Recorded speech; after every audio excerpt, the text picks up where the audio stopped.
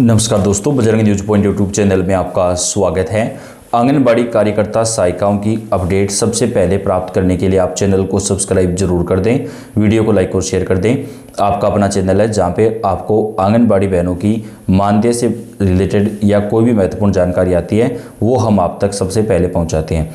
Budget 2026 में 4 राज्यों में आंगनबाड़ी कार्यकर्ता सहायिकाओं का मानदेय बढ़ाया जा रहा है।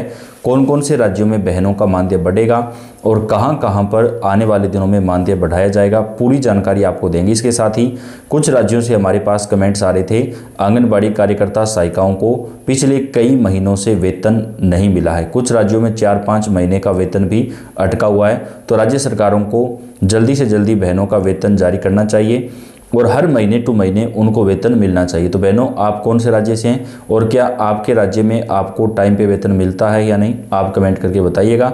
आंगनबाड़ी बहनों की आवाज़ हम हमेशा सबसे पहले आगे पहुंचाते हैं। बजट से पहले आंगनबाड़ी कार्यकर्ताओं को सरकार का तोहफा, मानदेय बढ़ोतरी का किया बड़ा ऐलान। शुक्रवार को राज्य की आंगनबाड़ी कार्यकर्ता और सहायिकाओं का मानदेय बढ़ोतरी का बड़ा तोहफा सरकार ने दिया है। सरकार ने आंगनबाड़ी कार्यकर्ता और सेविकाओं का मानदेय बढ़ाने का फैसला किया है। राज्य सरकार ने बताया कि आंगनबाड़ी कार्यकर्ता और सहायिकाओं को मिलने वाले वेतन में 20% की बढ़ोतरी की जाएगी। कार्यकर्ता का जो वेतन है उसमें 20% की बढ़ोतरी होगी, जबकि सहायिका का जो वेतन है वो 10% बढ़ेगा। महिला एवं बाल विकास मंत्री ने कहा कि राज्य में खाली पड़े आंगनबाड़ी के पदों को जल्द से जल्द भरा जाएगा। उन्होंने यह भी कहा कि उनके विभाग द्वारा आंगनबाड़ियों के लिए जो मोबाइल फ़ोन खरीदे गए हैं उनमें ट्रैक ऐप भी होगा, जिससे आंगनबाड़ियों का काम भी ट्रैक होता रहेगा। वहीं स्वास्थ्य मंत्री ने सदन को बताया कि उनके विभाग में खाली पड़े पदों की जल्द ही भर दिया जाएगा। आंगनबाड़ी कार्यकर्ता सहायिकाओं को यहाँ पर नए स्मार्टफोन भी दिए जाएंगे। अब एक मांग और उठ रही है कि आंगनबाड़ी बहनों को स्कूटी मिलनी चाहिए। जी हाँ, आंगनबाड़ी केंद्र को जो है स्कूटी देनी चाहिए, ताकि आंगनबाड़ी कार्यकर्ता सहायिका को फील्ड में जाना पड़ता है तो उनको बहुत ज़्यादा पैदल चलना पड़ता है ढानियों में, गांव में जाने के लिए।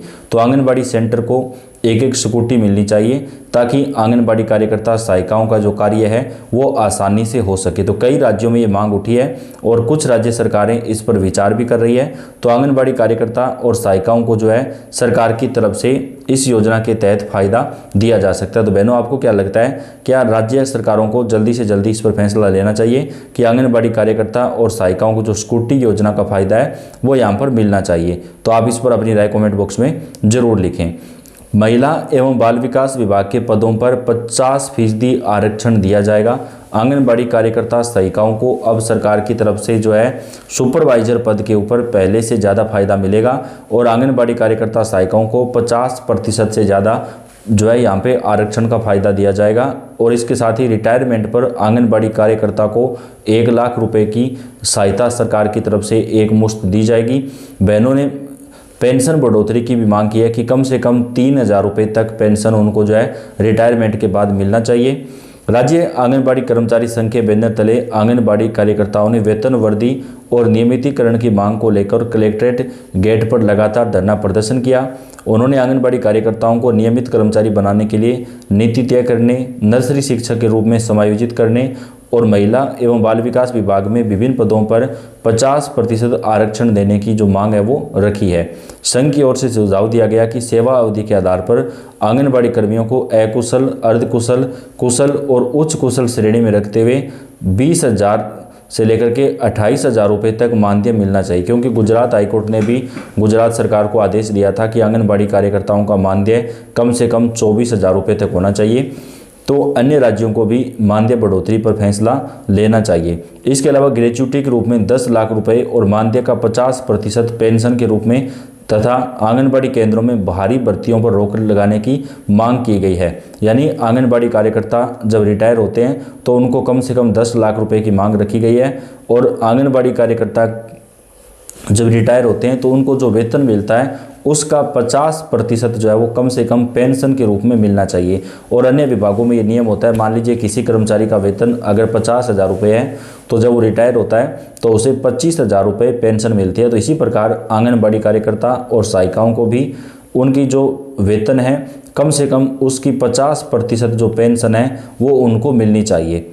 स्वैच्छिक मानदेय कार्मिक की परिभाषा को पुनः परिभाषित करने, मानदेय को न्यूनतम मजदूरी से कम न रखने और उपभोक्ता मूल्य सूचकांक के अनुरूप मानदेय वृद्धि की मांग की गई है। धरना प्रदर्शन में जिला अध्यक्ष समेत तमाम आंगनबाड़ी कार्यकर्ता मौजूद रहे। तो उत्तराखंड राज्य में आंगनबाड़ी कार्यकर्ता सहायिकाओं ने आज जो है एक बड़ा धरना प्रदर्शन किया, जिसमें उन्होंने अपने मानदेय बढ़ोतरी की मांग की है। हालांकि उत्तराखंड सरकार ने कुछ हद तक जो है मानदेय बढ़ोतरी पर विचार भी जताया है। तो महाराष्ट्र राज्य के अंदर आंगनबाड़ी कार्यकर्ता के मानदेय में 20% की और सहायिका के मानदेय में जो है सरकार की तरफ से 10% की जो बढ़ोतरी है वो यहाँ पर आंगनबाड़ी के अंदर मानदेय बढ़ोतरी जो है वो की जाएगी। आंगनबाड़ी कार्यकर्ताओं को भजन लाल सरकार की तरफ से भी बड़ी सौगात दी गई है। राजस्थान में भजन लाल सरकार ने आंगनबाड़ी कार्यकर्ताओं को बड़ी राहत देते हुए उनके मानदेय में बढ़ोतरी का फैसला लिया है, लेकिन ये बढ़ा हुआ मानदेय अभी तक लागू नहीं हुआ है। तो सरकार को जल्दी से जल्दी बढ़ा हुआ जो वेतन है वो लागू करना चाहिए। राजस्थान की भजन लाल सरकार ने आंगनबाड़ी कार्यकर्ताओं को राहत देते हुए उनके मानदेय में 10% बढ़ोतरी का महत्वपूर्ण फैसला लिया है। उप मुख्यमंत्री एवं महिला एवं बाल विकास मंत्री दिया कुमारी की अध्यक्षता में सचिवालय में आयोजित विभागीय समीक्षा बैठक में ये निर्णय लिया गया। बैठक में महिला अधिकारियों और निदेशालयों की मौजूदगी में विभाग की योजनाओं, बजट घोषणाओं और उनकी प्रगति पर विस्तृत चर्चा की गई। दिया कुमारी ने आंगनबाड़ी कार्यकर्ताओं के कल्याण और महिला एवं बाल विकास योजनाओं को गति देने के लिए कई अहम निर्देश भी दिए हैं। बैठक में आंगनबाड़ी भवनों की मरम्मत के लिए 50 करोड़ रुपए खर्च करने का प्रस्ताव पास किया गया, जिसमें 3688 भवनों की मरम्मत के लिए समग्र शिक्षा अभियान के साथ समन्वय स्थापित करने का सुझाव दिया गया है।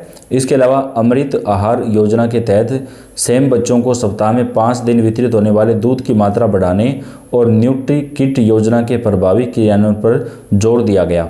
उप मुख्यमंत्री ने प्रधानमंत्री मातृ वंदन योजना में राजस्थान के शीर्ष प्रदर्शन की सराहना की, जिसमें राज्य ने देश में पहला स्थान हासिल किया। उन्होंने पोषण ट्रैकर, हाई प्रोफाइल आंगनबाड़ी सखी केंद्र, उड़ान योजना, नारी शक्ति उद्यम प्रोत्साहन योजना, कौशल सामर्थ्य योजना और मुख्यमंत्री सामूहिक विवाह योजना जैसे कार्यक्रमों की गहन समीक्षा की और इनके समयबद्ध क्रियान्वयन के लिए निर्देश भी जारी किए हैं। दिया कुमारी ने आंगनबाड़ी केंद्रों में बुनियादी सुविधाओं पर विशेष ध्यान दिया। उन्होंने केंद्रों में शौचालय निर्माण और स्वच्छ पेयजल की व्यवस्था सुनिश्चित करने के लिए अधिकारियों को तत्काल कदम उठाने को कहा है। साथ ही विभागीय योजनाओं और उपलब्धियों को जन जन तक पहुंचाने के लिए मीडिया और सोशल मीडिया के माध्यम से नियमित प्रचार प्रसार करने पर भी बल दिया है। तो आंगनबाड़ी कार्यकर्ता सहायिकाओं का कई राज्यों में जो वेतन है वो सरकारों की तरफ से बढ़ाया जा रहा है। सभी राज्यों में आंगनबाड़ी बहनों का वेतन बढ़ना चाहिए। तमाम राज्यों की आंगनबाड़ी कार्यकर्ता सहायिकाओं की जो जानकारी है वो हम आप तक चैनल पर पहुंचाते हैं। तो आपका अपना चैनल है, आप सब्सक्राइब करके बेल आइकन को दबाएं। इस वीडियो को लाइक और शेयर कर दें। आप कौन से राज्य से हैं, कौन से ज़िले से हैं, कमेंट करके ज़रूर बताइएगा। आपके यहाँ की जानकारी आपको सबसे पहले मिलती रहेगी। धन्यवाद।